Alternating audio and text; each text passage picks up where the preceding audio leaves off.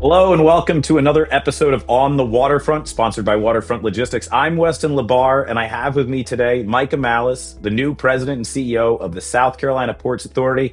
Micah, thank you for joining us, kicking off your second tour of duty with the port. Thank you so much for having me, Weston. I really appreciate it. So before we hop into you, talk a little bit about SC Ports. I think everybody knows the Port of Charleston, and oftentimes that's just what they say. Oh, the Port of Charleston, but really you're a statewide port agency. You've got a whole portfolio of assets you oversee. Give our viewers and listeners a little bit of an overview of SC Ports and really what you're in charge of. Absolutely. So the South Carolina Ports Authority is, as you said, a statewide entity.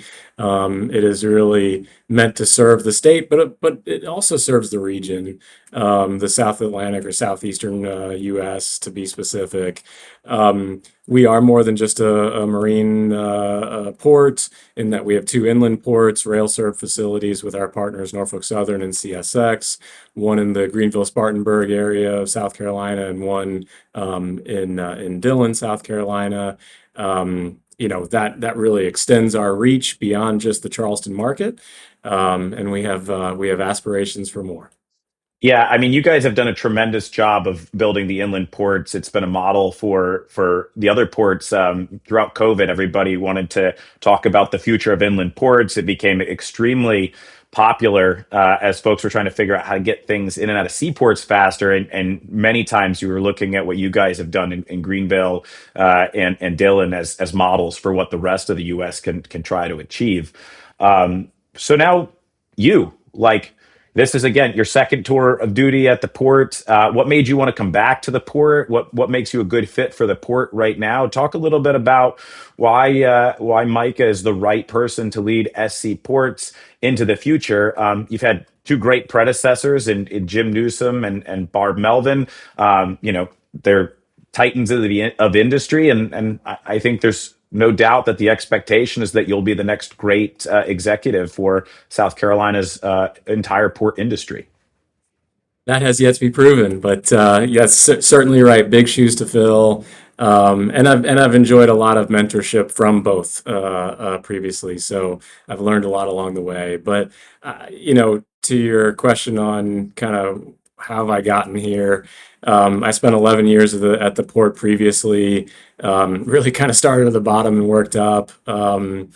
Mostly on the commercial side of the house. And it was fascinating times. I mean, the port was really booming at the time. It was a wonderful time to be involved. The last 3 years I spent on the motor carrier and 3PL side of the business. It was tough 3 years to spend on that side of the business, what with the kind of downturn post pandemic. But it was incredibly informative, incredibly educational, and it really allows me to better serve the entire community that makes up the maritime industry. Of course, we serve the BCOs, our shipping line customers. Of course, we work directly with the very visible, the railroads, the big entities, but there's so many smaller entities and partners that the entire supply chain depends on, and understanding kind of the other side of the house, if you will, helps me tremendously in serving. I think that the return to the port, you asked why. I mean, what is so incredible to me, and I took for granted, honestly, when I was here previously, the people at this company are so dedicated to the mission, are so capable of big things. It is just motivational to be in these halls, to serve this team, to serve with this team. So that was really the motivation for coming back. I'm going to give a huge shout out to the team there. Anybody who's dealt with the Port Authority, or you have, I think, one of the best, if not the best, events in the entire industry. I always love coming to the South Carolina International Trade Conference. Right? It's this amazing. Joining of people from all parts of the supply chain that do business in and around the gateway that you have there. And if there's one thing that you take away is that the entire staff from the Port Authority is ready and willing. They want to give you tours of the terminals. They want to connect you with other key decision makers and members of the community there. And for those of you who have not attended their conference, I highly recommend going to their website and figuring it out. It's later this year, when it's typically in the fall, right? Yes, that's right. And Weston, that's very kind of you. I appreciate you saying that about the team. But you're right. I mean, we are a group of earnest and humble people, but we love to deliver. We love to work hard. We've got that hustle of just wanting to always over deliver proactively, and it's wonderful to be a part of. Yeah, and I want to take a little bit of time here just to dive into the 3 years you spent in the private sector. The Port Authority is really this great convener, and you enable all of this private industry to be able to create jobs, help businesses achieve their goals by supplying them with products and supplying them with merchandise, et cetera. But I myself, I was CEO of the Harbor Trucking Association for 7 years, and I spoke for the industry, but really here now at Waterfront, being at an asset-based 3PL, having an 85-acre campus run, having three buildings to run, having a fleet of trucks to run, it just feels different, right? You learn it at a different level. You understand, certain policy issues or trade issues are going to impact businesses, but you don't realize that these local communities are really what make these port communities so great and so successful, because you can't do what you do well, which is import and export goods, if you don't have great railroads and truckers and 3PLs, and so on and so forth, that help support the movement of this cargo. And I think we learned that during COVID, is that this really is a community, not just an industry. Talk a little bit about your experience and how that's really helped you, as you set the vision for what SC Ports will be under your guidance. I think the biggest thing that it helped me learn was the impact that our decisions have. When we make the wrong decisions, and we will make the wrong decisions at times, but there are real companies, people, families that depend on us to get it more right than more wrong. And working at a relatively small company, a regional 3PL, I saw that firsthand. I saw when, as you mentioned, policy, port decisions, or other kind of major influencers of the supply chain, when they made decisions that impacted our bottom line and really our people, and their ability to bring home a paycheck. That was an incredibly eye-opening experience for me. And so, I say it, and it sounds hokey maybe, but I really believe it. Ports really exist to serve. There is not a container that moves through our terminal that doesn't move on the back of a truck. That doesn't happen without a truck driver deciding they're going to get in that truck today, and that's a very, very hard living. Now, you and I and folks in this industry, we live that every day. We know it. But it is, the little guy, if you will, in this industry is not an appreciated or adequately appreciated by the consumers in our country who depend on them but don't realize it. Yeah, if we were running for political office, we'd be saying the truckers are the backbone of the American economy, There you right? go. That's the But old, we're the not. old, the old adage. If you bought it, a truck brought it, and that's a great segue into you've now been in this role for a few months. This will be your first full year, 2026. Obviously. You were brought into this because not just your experience and your fit, but you have a vision. You know where the port needs to go. You see what's happening in the broader supply chain, and they say if you've seen one port, you've seen one port. So, what's the port of Charleston and beyond? What are the South Carolina assets in the Port Authority going to look like under your guidance? What are you really setting out to accomplish in 2026 and beyond? When we sit here in a couple decades or whenever, and you've announced your retirement, what do you hope to be able to look back on? And I'm not asking you to project that far out, but you get my point. There's obviously things that you want to accomplish, and I'd love to give you the opportunity to tell us what they are. Right now, especially in light of the challenges in the industry, right now, if we set a 5-year plan and kind of said, what is it going to look like? What does success look like? And start with the end in mind, it's growth. It is all about growth. Um, we can have all the assets, all the infrastructure, everything else, the best systems, whatever.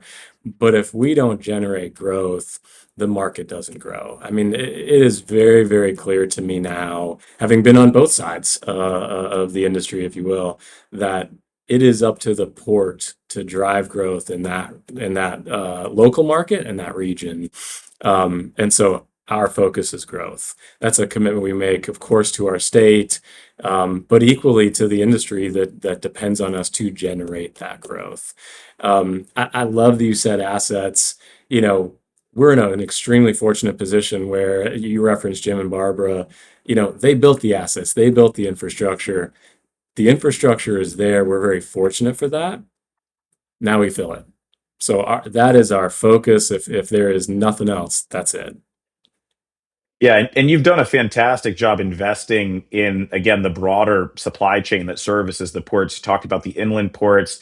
Obviously, everybody knows Wando Welch, but now, I mean, Leatherman is up and running, right? You've got more capacity to be able to fill with cargo, better ways to serve your customers. Talk a little bit about the advantages of going through South Carolina. Obviously, what makes the East Coast different than the West Coast mostly is that LA Long Beach doesn't really have West Coast competition, right? Like you might go into the PNW because you've got a better shipping string, or maybe you have a facility there. Same thing with Oakland. But let's be honest, like if you're thinking about West Coast trade, you're typically thinking about LA Long Beach. And what I love about the East Coast that's so unique is you have a number of thriving seaports that all both compete with each other, but then work with one another as a gateway, right? And so, talk a little bit about what makes you guys special and why shippers should come to your port authority when they could get on a vessel and stop in Georgia or Virginia or New York, New Jersey. I mean, you've done a great job as a port authority establishing yourself as a go-to gateway. Why should shippers, moving forward, say, you know what, I'm going to look at Charleston and the broader South Carolina ecosystem as a place to do business? I love the question because I really believe that East Coast shippers benefit tremendously from the competition on the East Coast. I mean, our competitors do a phenomenal job of what they do, and they make us step up. They make us better at what we do. So the shippers are really the ones that benefit. But to your question on what makes us unique, I think because of that competition, because we have been pushed to be better every day, we have delivered infrastructure ahead of schedule or before we needed it, rather. We're not waiting until our terminals are at 92% utilization. We're delivering it well in advance of when our growth curve suggests it being needed because we want to be able to service our customers without any kind of limitation due to capacity. So we have capacity. We are very fortunate for that. But I actually think, and this is interesting in the port industry, but I actually think it's the soft side that really makes us unique. We, because of the advanced manufacturers that we serve, I think we're the only U.S. container port where consumer goods is not our number one commodity. It's really advanced manufacturing, automotive, et cetera, that is our number one driver. Because of that, we have had to offer white glove service for decades now, and that is deeply embedded in the culture around here. And so when a customer calls on a Friday evening and says, I need this, we do kind of atypical stuff, crazy stuff. We have landed helicopters on our terminal to get one box out of one container to keep a line from shutting down. That kind of white glove service, I think, in every industry is always benefits, right? It's a Shippers, differentiator, without it's a a doubt. definite, absolutely, absolutely. So that I think is our calling card, always will be, and we want to make ourselves more proactive in that. But that's what differentiates us.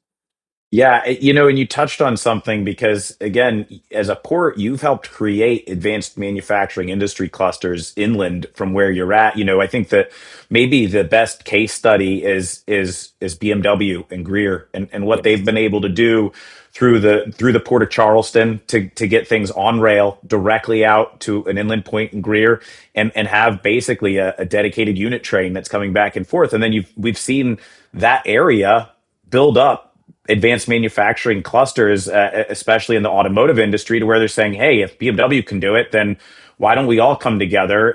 There's obviously a benefit of economies of scale, and it allows you guys to take what's been a good investment and just expand upon it and make it that much more of an asset. So, I mean, talk a little bit about those partnerships because I think that's super unique and also under the guise of you're a state agency. And I always felt like one of the benefits of many of the East Coast ports is that you have statewide port authorities that have the entire state's economy in mind. And I think that's one of the sometimes limitations of being on the West Coast or in a place where you have a localized port authority. Now, there's certain things that they can do better, but they're sort of devoid from a state strategy. They're advocating to the state to do certain things that can benefit the port. You're part of it, right? You're not asking for a seat at the table. You actually have the chair there. And so talk about how you guys have been able to benefit jobs, the economy, the bottom line of the entire state by being a state-run port authority and how it's led to things like advanced manufacturing. Absolutely. And you hit the nail on the head. I mean, BMW is the case study. I think they have now been here 32 years, started with just producing one car model. Today, all of their X series are manufactured here. The impact on the state is gigantic. But to your point, as a state port authority, though we are a for-profit business, which that's good, that makes us competitive and makes us want to strive and service our customers and whatnot.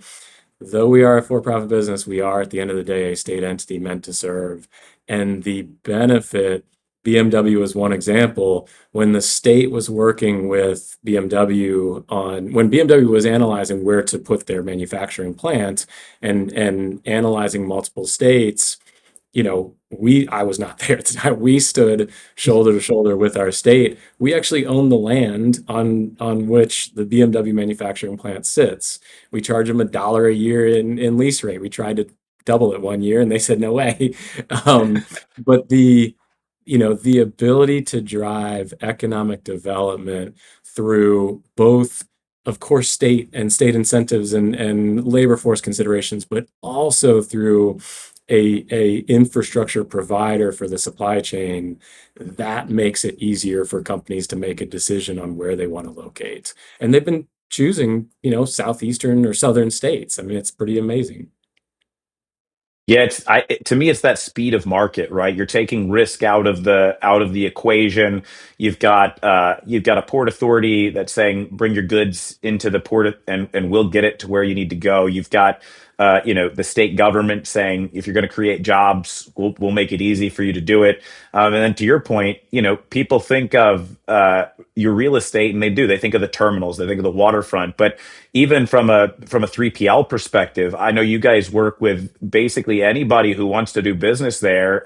You guys have helped direct them into we have this space available, or here's this private space that's available, directing them with the right parts of government to see what tax credits could become available. I mean, what a great deal for BMW. To me, it reminds me of what California did in the 60s, 70s, 80s around aerospace, right? They made it so easy for people to build airplanes in California. I mean, McDonnell Douglas, later bought by Boeing, they had their C-17 facility for the same thing, $1 a year for, until they sold it, right? And they sold it for $1 a year to Boeing until they eventually pulled out of the state. It's a time, it's a proven time honored tradition of if you want to be able to get folks, make it easy for them to do business. And talk about a little bit of that state partnership from an economic development perspective again, because I think more and more we look at everything, jobs in the economy. That's always the big issue. It's always the big issue, and so you're in this unique um, you're in this unique place where you can make your governor and your state legislature look really, really good by providing access to people bringing jobs and creating economic opportunity in the state of South Carolina. You're absolutely right, it goes both ways. I mean, I was in Columbia, our state capital, 2 days ago with some of our state legislators, and it it was amazing to me the sincerity with which they all asked the same question. How can we support you? How can we help you grow? And some individuals even gone so far as to say, look, who do I need to call? If you are pursuing a new distribution center, a new investment in our state, we have a very sincere interest from state elected officials to call those companies, those customers, and to say, hey, what is it going to take to get you here? That is an incredible partnership that, of course, we derive tremendous benefit from. But as you said, it's symbiotic. Our state derives tremendous benefit from. The mantra in South Carolina is true. The port is the number one economic development generator for the state. And so the priority, the extra consideration that we get, the support, it really drives business. It drives growth. It's a wonderful way to serve ultimately the population. Yeah, and speaking of driving, 2025 was driven a lot by tariffs, right? It was the year of tariffs. There's a lot of other things that happened, but we all in this industry felt the effects of tariffs. We saw the good, which was people trying to get all their cargo into the country or out of the country very quickly. We saw the bad, which was once that was done and the tariff went in place, we saw stagnation at different points in time, especially in certain industry clusters if they were impacted. Talk a little bit about 2026. What do you think the theme around 2026 will be? And it doesn't need to be a policy issue. I think that was just the theme of last year. But is this going to be a year of growth? Right. I'm hearing from a lot of people that hey, post Lunar New Year, we should start to see more volume come back, and by the middle of the year, we might see a bit of a renaissance in shipping, which ironically last year was supposed to be a record year for a lot of folks. But if you were a boots on the ground operator, you saw feast and famine. You didn't see this like tremendous 2025 from a bottom line perspective. What do you think the theme's going to be for 2026 there for the folks that are utilizing your port? A friend in the industry, recently said, "I've given up on hoping for normalization." After years of major challenges, one after another, I think all of us in the supply chain, if we're still in supply chain, it's because we love it, Mhm. and we don't mind the instability. Um, I, this year, a lot of the economists that we follow were forecasting a soft year, flat, even down. I think it was Lars Jensen suggested down 4%, container volumes down 4% into the U.S. Um, you know, we are certainly not smarter than they are. They know better than we do. But I'm with you. I don't see at current inventory levels with the relative strength of the U.S. consumer, the buying that went on around the holidays. Um, sure, the labor market is softening a little bit, but we're a fully employed country. I mean, we're at 4% unemployment.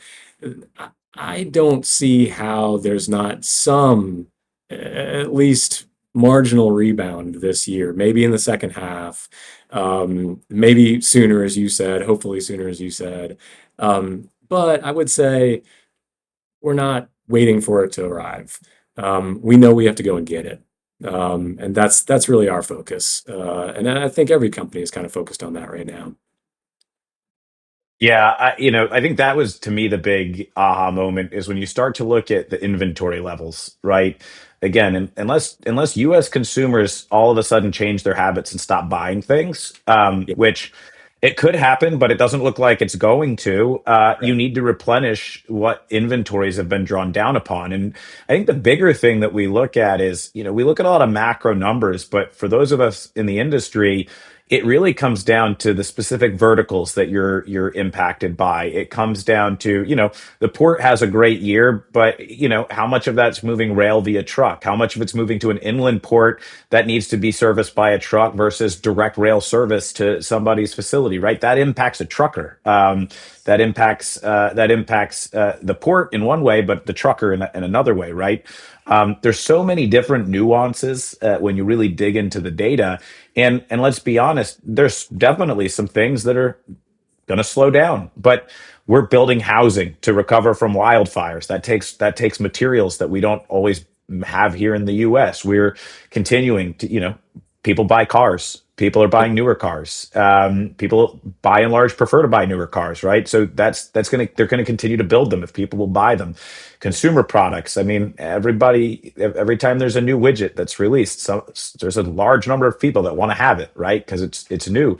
And so I think the inventory levels are really the key indicator I look at. It's consumer spending and it's the inventory levels. And if those two things are at an inverse, um, you can pretty much predict that there's going to be either a correlation of more imports to keep up with consumer spending or less imports because inventories are high.